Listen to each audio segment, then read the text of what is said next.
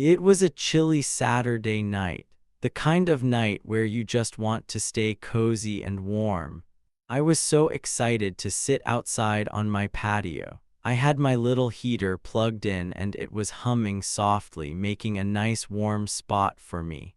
The stars were twinkling up in the sky, bright and pretty, like little dots of light saying hello. The air felt cold and crisp, the kind that makes your nose tingle a little. I'd had a super long week, school, chores, all that boring stuff, so this was my time to relax. I grabbed a blanket, plopped down in my favorite chair, and thought, this is perfect. Everything was quiet, everything was calm. I could finally take a big happy breath and just chill. Or so I thought. Across the yard, behind her perfect little curtains, was Karen. Oh, Karen, she wasn't just any neighbor, she was my HOA nightmare. What's HOA, you ask? It's this group of grown-ups in our neighborhood who make rules about everything, like how tall your grass can be or what color your mailbox is. And Karen, she acted like she was the boss of it all. You know the type of person I mean, right? The kind who's always peeking out their window, watching what you're doing. The kind who's always complaining about something silly. The kind who thinks they own the whole neighborhood, not just their own house. That was Karen every single day. She had these perfect little curtains in her window, white ones with tiny flowers on them. They looked so neat and tidy, like something out of a magazine. But behind those curtains, that's where the trouble hid. Karen was always spying. If my dog barked once, she'd yell about it. If I left my bike in the driveway for 5 minutes, she'd write a note saying it was messy. One time, she even told me my flowers were too bright. Too bright, can you believe that? I mean, who gets mad about flowers? Karen, that's who. So there I was, sitting on my patio, feeling the warm air from my heater on my face. I had a big mug of hot chocolate in my hands, extra marshmallows, of course. The night was so peaceful. The crickets were chirping a little song and the wind was rustling the leaves in the trees. I leaned back in my chair and looked up at the stars. They were so pretty, like someone sprinkled glitter across the sky. I thought, nothing can ruin this. I was wrong, really, really wrong. Because Karen was watching, I didn't see her at first. Her house was dark and those perfect curtains were still. But I should have known, Karen never rests. She's like a hawk, always looking for something to swoop down on. And that night, she decided my little patio heater was her next target. Yep, my tiny heater, the one keeping me warm and happy, was about to start a big, crazy mess. But here's the best part, Karen had no idea what was coming. Not a clue. That night wasn't going to end the way she thought it would. Oh no. Something huge was bubbling up like a pot of water about to boil over. It was going to turn her whole world upside down, and mine too, in a funny way. Let me paint the picture for you. My patio isn't fancy, it's just a little square of concrete behind my house. I've got a chair, a small table, and that heater plugged into the wall. It's not loud, it's not smoky. It's just a little box that blows warm air so I don't freeze. I love it. It's my favorite thing for cold nights like this. I'd been dreaming about using it all week. Work and school had been tough, and I just wanted one night to sit outside and feel good. No homework, no chores. Just me, the stars, and my heater. Simple, right? But Karen didn't think so. To her, everything I did was a problem. She'd been my neighbor for 2 years, and I swear she'd complained about me at least 100 times. One time, she said my trash can was too close to her fence. Another time, she said my music was too loud, except I wasn't even playing music. She just made stuff up to be mad about. And now, on this perfect Saturday night, she was staring at my heater like it was some kind of monster. I didn't know it yet, but she was already planning her next big move. She was about to make a fuss that would change everything. Here's the thing nobody knew. Not me, not Karen, not even the other neighbors peeking out their windows. That night was special, not because of my heater or my hot chocolate, but because something big was hiding in the shadows. Something wild, something that was going to make Karen wish she'd stayed inside and left me alone.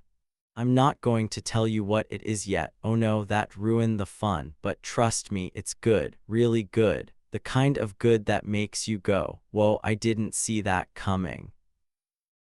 So stick around, okay? You won't want to miss this. Let's rewind a bit. Earlier that day, everything seemed normal. I'd finished my homework, well, most of it, and helped my mom clean the kitchen. The sun was setting and the air was getting cold. I looked out the window and saw the sky turning pink and orange. Tonight's the night, I told myself. I'd been waiting all week to use my heater. It's not a big deal to most people, but to me it's awesome. I dragged it out from the garage, plugged it in, and smiled when it started blowing warm air. As I grabbed my blanket and my mug and headed outside, I didn't think about Karen. I didn't think about anything except how nice it would feel to sit there and do nothing. My yard isn't huge, it's just a patch of grass with a fence around it. Karen's house is right next door, so close I can see her porch from my patio. Her house looks perfect, of course.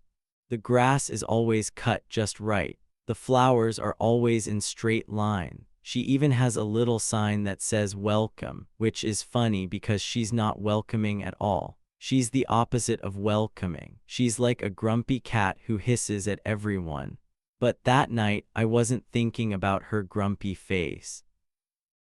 I was thinking about my cozy spot and how happy I was. The stars were out by the time I settled in. I pulled my blanket up to my chin and took a sip of my hot chocolate. The marshmallows were melting, making it all gooey and sweet. The heater was doing its job, keeping my toes warm. I could hear an owl hooting somewhere far away. It was one of those nights where everything feels just right, you know, like the world is giving you a little hug.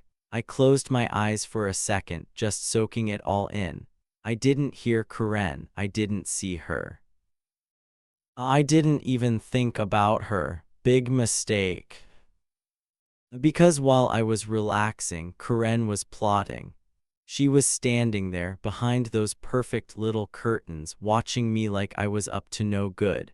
To her, my heater wasn't just a heater, it was trouble, it was a reason to get mad. And Karen, she loved getting mad. It was her favorite thing. She probably saw the warm air coming out of it and thought, nope, not on my watch. She didn't care that I was happy.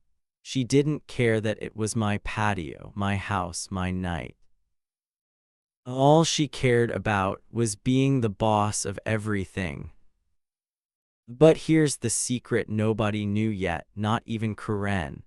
That night wasn't just about me and my heater. It wasn't just about her being nosy. Something else was going on, something sneaky. Something that had been building up for a while, like a snowball rolling down a hill, getting bigger and bigger. And when it finally crashed, oh boy, it was going to be a mess, a hilarious, crazy, awesome mess. Karen thought she was in charge, but she was about to find out she was, not even close. A quick question for you. What's the wildest thing a neighbor's ever done to annoy you? Maybe they yelled at you for something dumb like Karen does to me all the time. Drop your answer in the comments below. I'd love to hear your stories.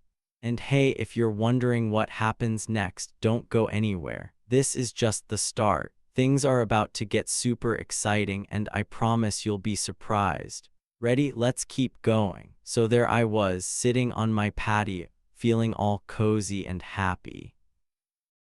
My little heater was humming away, keeping me warm. I had my hot cocoa in my hands, extra marshmallows, of course.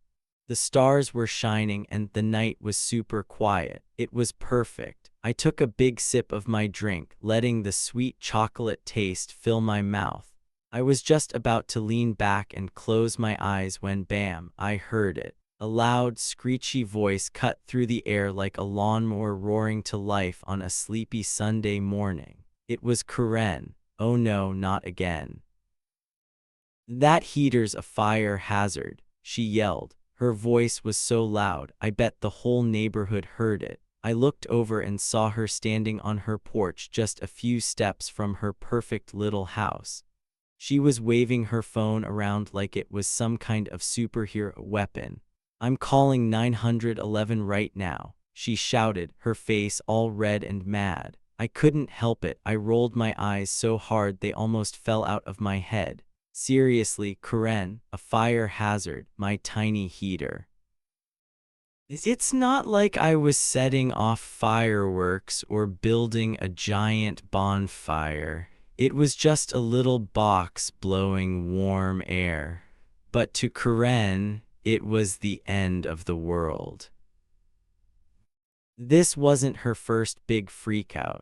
Oh no, not even close. Karen loved to complain. It was like her favorite hobby. Last month, she got mad because my grass was too tall. Too tall. It was maybe an inch longer than she liked, but she acted like I'd grown a jungle in my yard. She even left a note on my door that said, "Fix it or else." Or else what, Karen? What was she going to do, mow it herself? I laughed about that one for days. And the month before that, she flipped out because my dog barked. At noon, not even at night when people are sleeping, just in the middle of the day. She stormed over and said, "That dog is too loud." I told her, "Karen, he's a dog, dogs bark." But she didn't care. She just huffed and stomped back to her house. So yeah, this heater thing, just another day with Karen.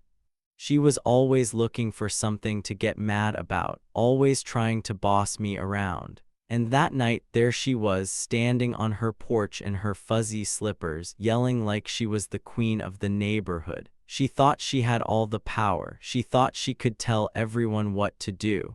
"You'll be sorry," she screamed, shaking her phone at me. She was already dialing, her fingers moving fast. I could see her tapping away, probably calling 911 just like she said. She looked so proud of herself, like she was about to win some big prize for being the loudest complainer ever.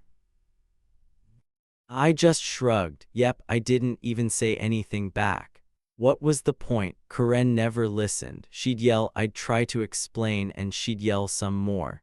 So instead of arguing, I reached over and turned up my music. I had my little speaker on the table, playing my favorite songs. The beat got louder and I smiled. Let her call whoever she wants, I thought. I'm not moving. I'm not turning off my heater. This is my patio, my night, my fun. She can't stop me. But here's the thing, Karen didn't know it yet, but I wasn't the one who'd be sorry. Nope, something was already happening, something sneaky, something she couldn't boss around or control. It was like a secret hiding in the dark, waiting to jump out and surprise her. Can you guess what it was? No way, not yet. I'm not telling you that fast. You've got to hold on tight, because this story, about to get wild. Karen thought she was in charge, but oh boy, she was so wrong. Let me tell you more about that moment. I was sitting there sipping my cocoa when she started yelling. My mug was warm in my hands and the marshmallows were all melty and gooey. I love marshmallows, they're my favorite part.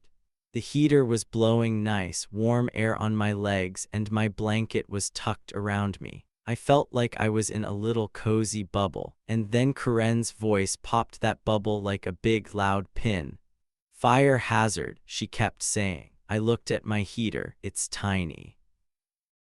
It's not even hot enough to toast a marshmallow, trust me, I've tried. But Karen didn't care about facts. She just wanted to be mad.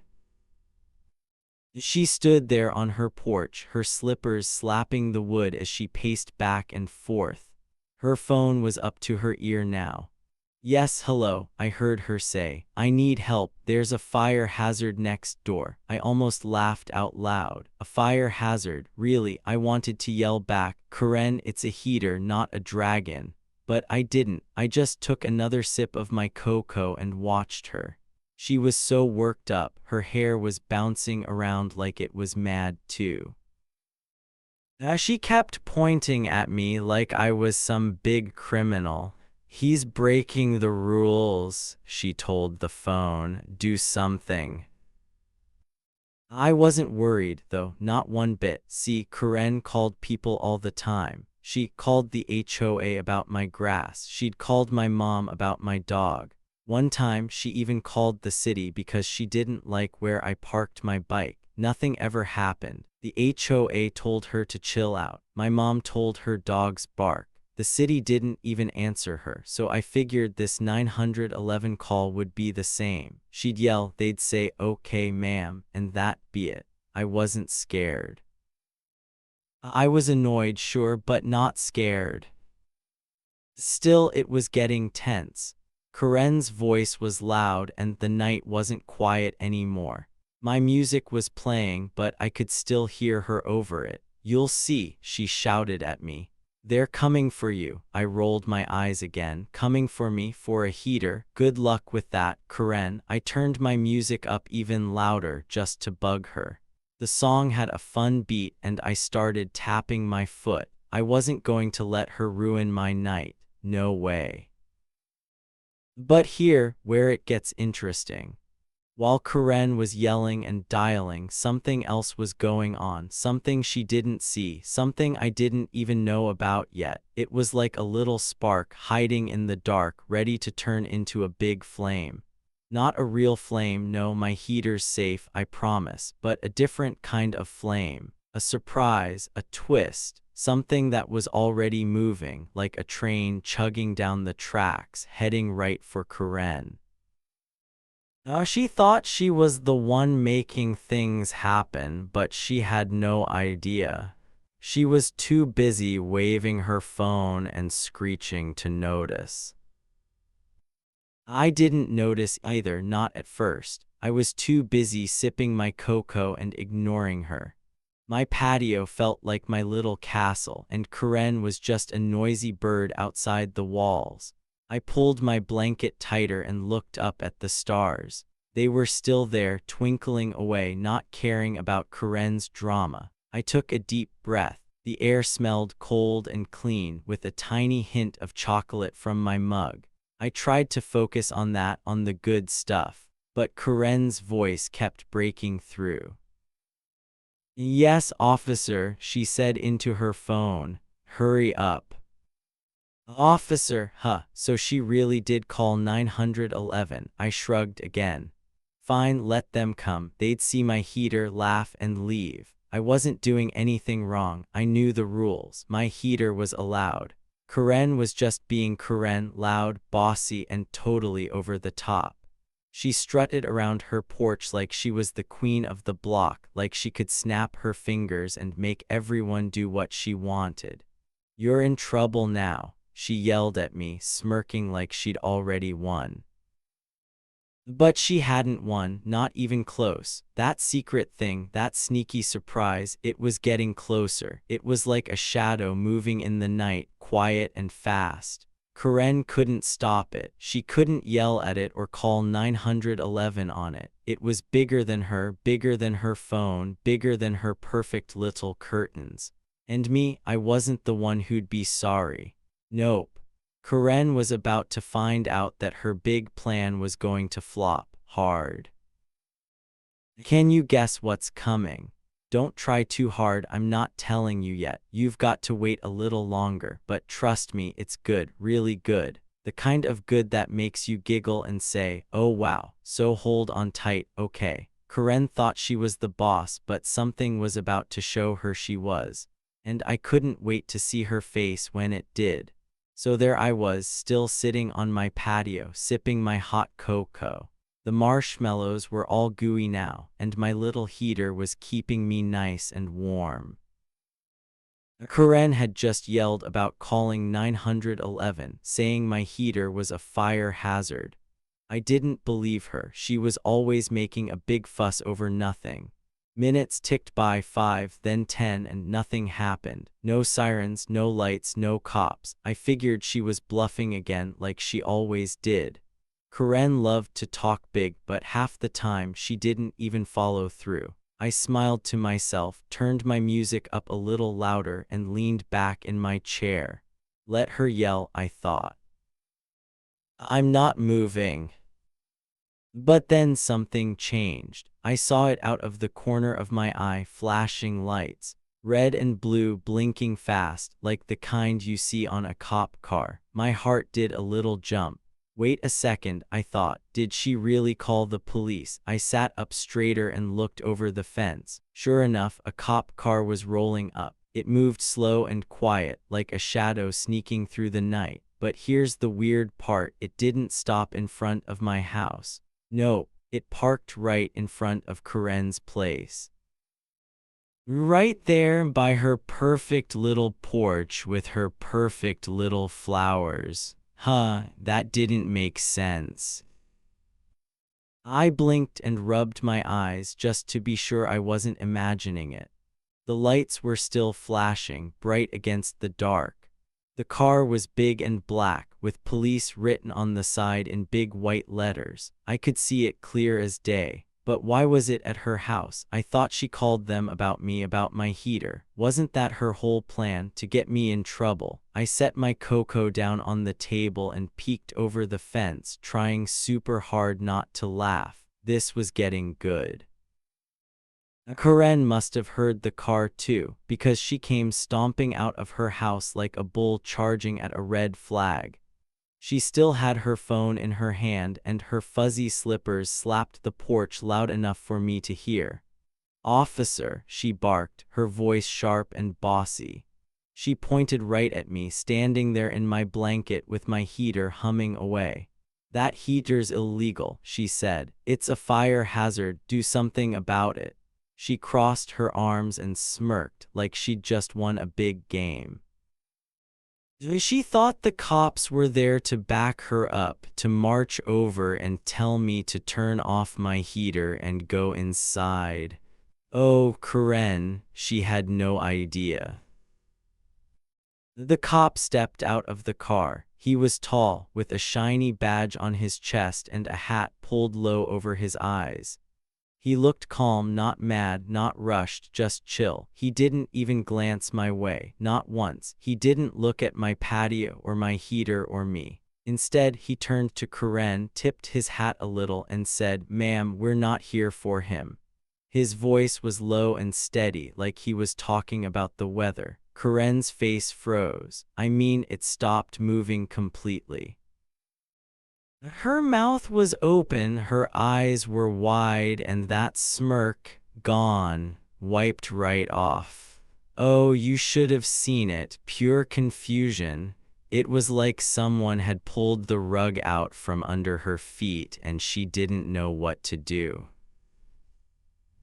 I stayed quiet, hiding behind the fence. I didn't want to make a sound. No way was I going to ruin this moment. I peeked through the slats, watching her squirm. She looked at the cop, then at me, then back at the cop.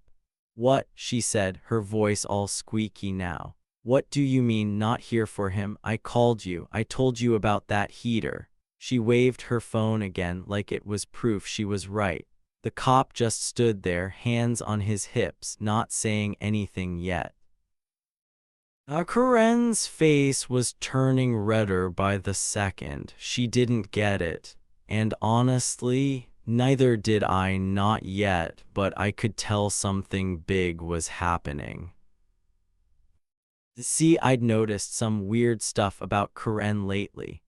Not because I'm nosy, I'm not like her, always spying and complaining. I just pay attention. And over the past few weeks, things at her house had been strange, like really strange. For one, there were these cars I didn't recognize. They show up late at night after I was supposed to be in bed. I'd hear them sometimes when I was brushing my teeth or getting a glass of water. Engines rumbling, doors slamming, voices talking low. The cars weren't from our neighborhood. I knew that because they didn't look like anyone else. One was big and black with dark windows. Another was old and rusty, making a loud noise like it was about to fall apart. They'd park at Karen's, stay for a little while, then leave. Weird, right? And that's not all. I'd heard arguments too. Not loud ones like when she yelled at me, but quiet, sneaky ones.